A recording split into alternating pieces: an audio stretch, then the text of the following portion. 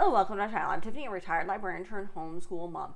And in this video, we're going to be looking at an episode on the YouTube channel Modern History TV. This one focuses a lot on medieval history, which I need to watch more of because medieval history is definitely a love of mine. This specific one going along with my theme for January of 2024, which is what this video comes out.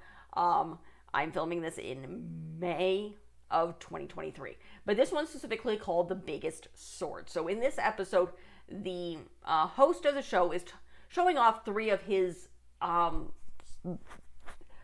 favorite swords that he has in his collection and talking about the use, which is very interesting. The first one is a very short, a very light sword that he talks about. It's good for horseback. It's very much what he calls a backup weapon. So you've lost a bunch of things, you're really close to a knight, and you need a stabbing weapon. When I looked at it, it made me very much think of hobbits in Lord of the Rings, the films. Not the books. Books are hard to get through.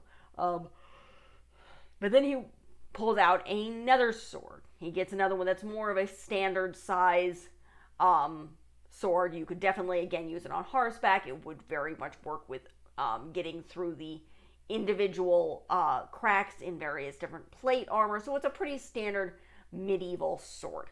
And the last one is a very, very big sword. Like, this guy is probably close to 6 foot, and this is a huge sword. What's interesting about this one is what he talks about is this sword was used more closer to the Renaissance era. And which sounds very, very funny. But it was used in urban combat. It was very much not used in England, but rather used on the continent, specifically in Germany, in Italy, in a lot of the city-states, because it was a weapon of bodyguards and mercenaries. So it was used specifically by these types of fighters to protect people. These guys were being paid very, very well. This is a gigantic sword. I'm talking like you put it on the ground type of giant sword. This is the thing. Sorry, it's almost 8 o'clock and I have a 3-year-old. By the time you guys see this, she will be a 4-year-old. So, but it's used in urban combat. It's used for slicing and basically blocking people, and used to, even though it's very, very deadly, to show off. It's like, you do not want to mess with me, I have a giant sword kind of thing. But he did specify that they have evidence that it was used in the streets, protecting people who were, say, you're being ambushed by thugs and you slice with this sword. So it's a really interesting, it's about a 12-minute video talking about these three specific types of swords. I need to watch more of these, but this channel looks really, really interesting. Overall, it does talk about using medieval things and medieval armor and different aspects, and this is an area of my own personal interest. Now, this video could be for any kid who's interested in medieval times and medieval fighting. So this month I'm looking at various different techniques in making things. It's hard to find people making actual swords. But this is a really interesting video on how they're used, on how these three specific types of swords were used. And this guy is obviously very knowledgeable. With the big sword, he hasn't really learned to use it yet, but they have technique books.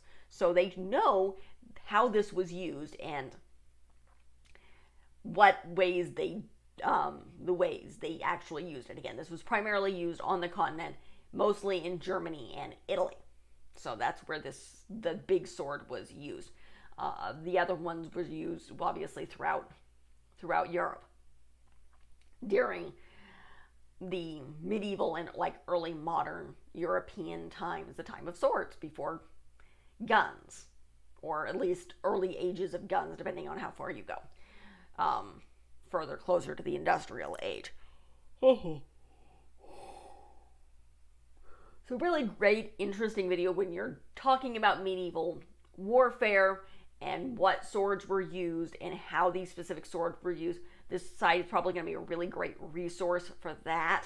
But this is a kind of an introductory video that I found focusing on swords. It was really, really interesting. Again, it's really short, but it's a great introduction to looking at swords and kind of how they were, the different types of swords and sizes, and how they would have been used during this time period. So that's really it for this video. If you like what you see, be sure to check out the rest of the channel. I do a lot of book reviews. I do much longer film reviews. It's just there's not really a lot of documentaries that I can access easily on swords. Again, sorry, yawning. It's almost 8 o'clock at night. I have a small child. And it's nearing, it's summer where I live in Arizona. So it's already, we're getting up there in the heat. So it's exhausting just to step out the door. But again, I do a lot of stuff like that this month.